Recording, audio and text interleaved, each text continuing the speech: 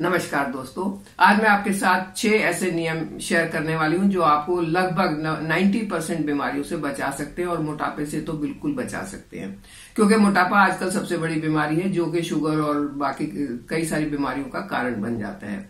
ये नियम कोई आज की खोज नहीं है, ये हमारे पूर्वज इन नियमों को अपनाते थे। लेकिन प्रॉब्लम ये हो गई कि हम थोड़े से ज्यादा पढ़े लिखे हो गए हैं आजकल, थोड़े सा हम बहुत कुछ अफोर्ड कर सकते हैं, बहुत कुछ हम अपने आप को वेस्टर्न सिविलाइजेशन के साथ ढालते जा रहे हैं। तो ये सब कारणों से हम उन नियमों को भूल गए हैं जो बेसिक नियम थे, जो हमारी सेहत के लिए बहुत अच्छे थे और जो उन लोगों को सेहत भी देते थे, लंबी उम्र भी देते थे। क्योंकि मैं नेचुरल हीलिंग में बिलीव करती हूँ, मैं चाहती हूँ कि दवाई नहीं खानी पड़े। दवाई कोई सॉल्यूशन नहीं है। दवाई हमारी पेन को कम कर सकती है, थोड़ी देर के लिए उसको सबसाइड कर सकती है, लेकिन उसको बिल्कुल ठीक नहीं कर सकती। अगर बिल्कुल ठीक होना है तो अपने लाइफस्टाइल में चेंज करके हमारे जो पुराने तरीके थे उनको अपना के हम अपने आप को फिट रख सकते हैं। उन्हीं 6 तरीकों के बारे में बात करेंगे और बात करेंगे कि ऐसा क्या किया जाए कि जिससे हमें एनर्जी पूरी मिले, शक्ति पूरी मिले, हमारे न्यूट्रिएंट पूरे मिले और हमें बीमारियों से छुटकारा मिले। क्योंकि बीमारी अगर हो जाती है तो हमें दवाइयां लेनी पड़ती हैं इमीडिएट रिलीफ के लिए, लेकिन वो दवाई साथ में कौन सा साइड इफेक्ट करेगी ये पता नहीं होता। किसी को कोई इफेक्ट हो जाता है, किसी को कोई। ज्यादा पेन किलर्स खाई तो पेट में अल्सर हो जाता है, किडनी खराब हो जाती है, कोई और प्रॉब्लम हो जाती है। तो ऐसी प्रॉब्लम से अगर बचना है तो अपने आप को स्वस्थ रखना बहुत जरूरी है। चलिए बात करते हैं वो कौन कौन से नियम है। आप इसको आयुर्वेदिक नियम कह सकते हैं, आप इसको ऐसे नियम कह सकते हैं जो प्राचीन काल से चले आ रहे थे, जो हमारे पूर्वज अपना रहे थे। उनमें सबसे नंबर 1 पर है आप कैसे बैठ के खाना खाते हैं। अब आप बोलेंगे कि कैसे बैठ के खाते हैं? बैठते हैं कुर्सी पर और खाना खा लेते हैं, और कोई नया बैठने का अलग तरीका तो होता नहीं है। बिल्कुल होता है। प्राचीन काल में क्या होता था, पुराने समय में, इवन मैं अगर 50s की बात करूं या 60s की बात करूं, तब तक भी ये हमारे घर में भी ये तरीका फॉलो होता था कि हम चूल्हे के आसपास बैठते थे। एक छोटी सी पटरी होती थी या तो चौकड़ी लगा के बैठते थे और गरम गरम रोटी थाली में आती थी, वो हम खाते थे। चौकड़ी लगा के खाना ये साइंटिफिकली बहुत ही ज्यादा फायदेमंद होता है। ये कोई ऐसा नहीं है कि उन लोगों के पास कुर्सी नहीं थी, बैठने के साधन नहीं थे, इसलिए वो चौकड़ी लगाते थे। नहीं, अगर साइंस की नजर से देखें तो ये तरीका बहुत अच्छा था। क्योंकि जब चौकड़ी लगा के बैठते हैं, जमीन पर बैठते हैं, तो क्या होगा, हमने अपने लेग क्रॉस किए और लेग क्रॉस करने से जो हमारा अपर पोर्शन है वो स्ट्रेट हुआ और लोअर पोर्शन जमीन के ऊपर ऐसे टिक गया। जब ऐसे टिका तो वहां पर ब्लड सर्कुलेशन जो है वो जरा सा कम हुआ, और वो जरा सा जो वहां पर कमी हुई वो अपर बॉडी में फ्लो तेज हुआ, वो सर्कुलेशन वहां पर तेज हुआ। अब क्योंकि हम खाना खा रहे हैं, हमें उसको पचाने के लिए एनर्जी चाहिए, तो जब एनर्जी चाहिए हमारे ऑर्गन्स वहां पर ज्यादा काम करेंगे, तो उन्हें ऑक्सीजन फ्लो ज्यादा चाहिए, और ऐसे बैठने से अपर पार्ट में ऑक्सीजन एंड ब्लड फ्लो ज्यादा होता था।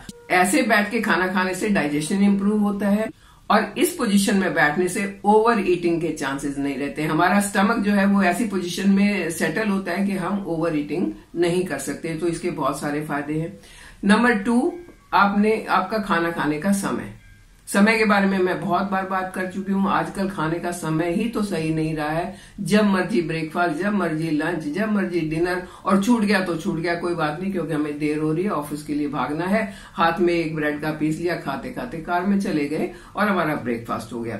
ये जो खाने का समय बना लिया है ये भी नुकसान वाला है। इससे दोनों काम होते हैं। आपकी बॉडी में फैट एक्युमुलेशन होता है, आपके स्टमक में डाइजेशन का प्रोसेस स्लो हो जाता है और आप 10 बीमारियों से घिर जाते हैं। मोटापा तो बढ़ता ही बढ़ता है। नंबर 3 पर आता है आपके भोजन की मात्रा, आपके खाने की मात्रा, कितना आप खा रहे हैं। अब आप कहेंगे जितनी भूख उतना तो खाएंगे, बिल्कुल उतना ही खाएंगे जितनी आपकी भूख है, लेकिन इसका भी एक तरीका है कि उस भूख को आप किस तरीके से शांत करते हैं। आप अपने 2 प्लेट बना लें। जब आप खाना खाने बैठते हैं 2 प्लेट बना लें। एक प्लेट में आपने सैलेड और फ्रूट्स या जो ऐसी चीजें हैं, रॉ सैलेड हो या तो स्टीम्ड वेजिटेबल हो, ऐसी चीजें आपने लेनी है, और दूसरे में आपने अपना नॉर्मल जो लंच या डिनर है वो लेना है। पहले कोशिश करें कि आपका जो इस प्लेट वाला खाना है, यानी कि सैलेड, यानी कि स्टीम्ड वेजिटेबल्स या फ्रूट्स, पहले आप इसको खत्म करें।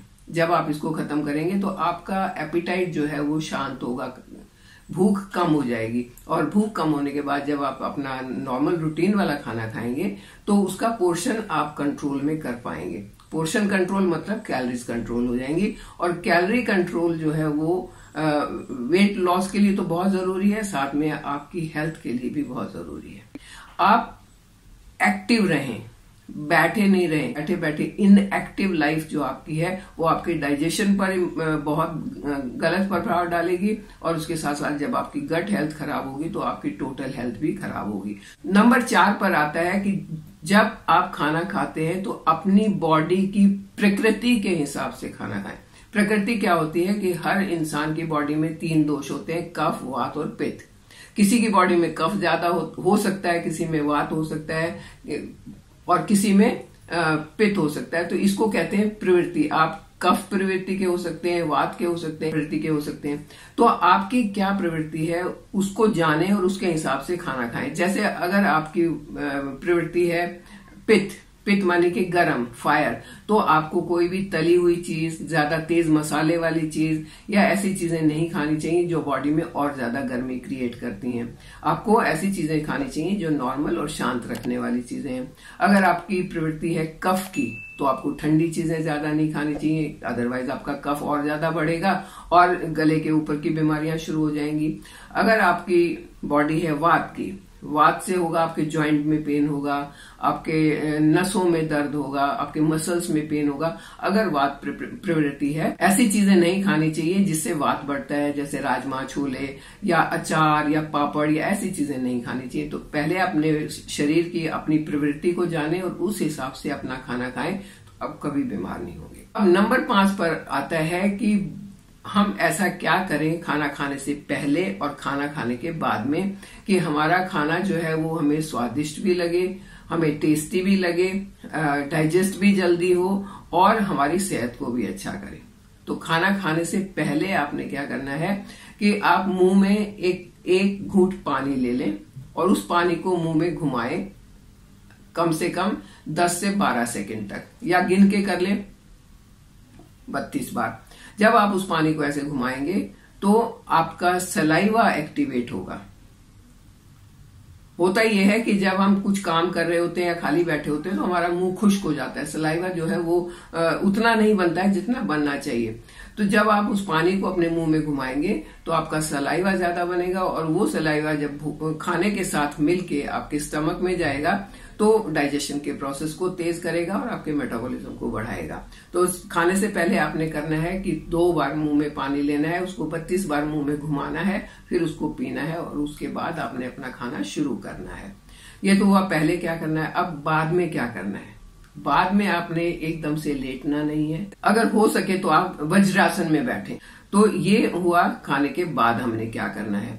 एक काम और भी कर सकते हैं आप, खाना खाने से पहले अगर 2-3 बार डीप ब्रीदिंग कर लें तो वो भी बहुत फायदा करेगा। आपने पहले पानी लिया मुंह में, 32 बार घुमाया, उसको पी लिया, फिर उसके बाद 3 या 4 बार डीप ब्रीदिंग करें।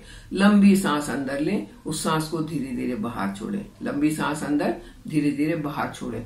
ऐसा करने से आपके जो माइंड पर जो सिग्नल्स आएंगे खाना खाने के लिए उन पर बहुत असर पड़ेगा, और जब उन पर असर पड़ेगा बाकी के आपके जो और भी ऑर्गन्स हैं जो डाइजेशन के प्रोसेस में शामिल हैं उनके पास एक सिग्नल जाएगा कि खाना आपके पास आने वाला है, आप उसको हजम करने के लिए तैयार रहो, ताकि वो खाना जो है वहां पड़ा नहीं रहे बहुत देर तक और वो एक्युमुलेट होके फैट की तरह जमे नहीं, आपको पूरी की पूरी एनर्जी दे। और इसका छठा पॉइंट जो बहुत इंपॉर्टेंट है, जिसको आजकल कोई नहीं मानता, वो है कि आप अपनी सेहत के हिसाब से खाएं, ना कि अपने स्वाद के हिसाब से। ये छोटी सी टंग जो है ना हमारी, बड़ा स्वादिष्ट खाना मांगती है, कभी तीखा मांगती है तो कभी मीठा मांगती है तो कभी खट्टा मांगती है। आपने उस स्वाद से नहीं खाना। आजकल के जितने भी खाने, खास करके फास्ट फूड या पैकेज्ड फूड, वो आपके जवान के लिए, जीभ के लिए बहुत टेस्टी होते हैं, लेकिन आपकी सेहत के लिए उतने ही ज्यादा वो खराब होते हैं। तो आपने क्या करना है, अपनी सेहत के हिसाब से खाना है, यानी कि हरी सब्जियां खाएं, फल खाएं, सलाद खाएं, होल ग्रेन्स खाएं, आप सीड्स खाएं, नट्स खाएं, ये चीजें आपने खानी है, ना कि आपने चाउमीन खाने हैं, ना कि आपने नूडल्स खाने हैं, बेकरी आइटम्स खाने, ऐसा कुछ नहीं खाएं। कोशिश करें शुगरी ड्रिंक से भी बचे रहें, शुगर भी ज्यादा नहीं खाएं, व्हाइट जो टेबल सॉल्ट है वो भी ज्यादा ना लें, पिंक सॉल्ट का या ब्लैक सॉल्ट का यूज करें तो ज्यादा फायदेमंद है। तो इस तरीके से ये सिर्फ 6 नियम हैं जो आपको 90% बीमारियों से तो बचाएंगे ही बचाएंगे। आपको बड़ी बड़ी जो लाइफस्टाइल डिजीज है, थायराइड आजकल लाइफस्टाइल हो गया है, ओबेसिटी लाइफस्टाइल हो गया, हाई बीपी लाइफस्टाइल हो गया, शुगर का प्रॉब्लम हो गया, और कई सारी छोटी मोटी प्रॉब्लम जिसको लाइफस्टाइल के साथ जोड़ दिया जाता है कि आपका लाइफस्टाइल खराब है। तो ये 6 नियम अपनाने से आपका जो लाइफस्टाइल है ना वो भी सही हो जाएगा। जब सब कुछ सही होगा, मेटाबॉलिज्म, डाइजेशन, लाइफस्टाइल, खाने का तरीका, सोने उठने का तरीका, तो कोई चांस ही नहीं है कि आप बीमार होंगे, आप तो ठीक ही रहेंगे। और यही तो हमारा एम है कि नेचुरली हम ठीक रहें। तो आप ठीक रहिए, मेरे साथ बने रहिए, चैनल को सब्सक्राइब कीजिए। Thank you. और अगर हाँ आपको ये टॉपिक पसंद आया हो, ये नियम पसंद आए हो, तो इन्हें अपनाएं जरूर, और वीडियो को लाइक करें। चैनल पर नए हैं तो इसे सब्सक्राइब करें और बेल आइकन जरूर दबाएं।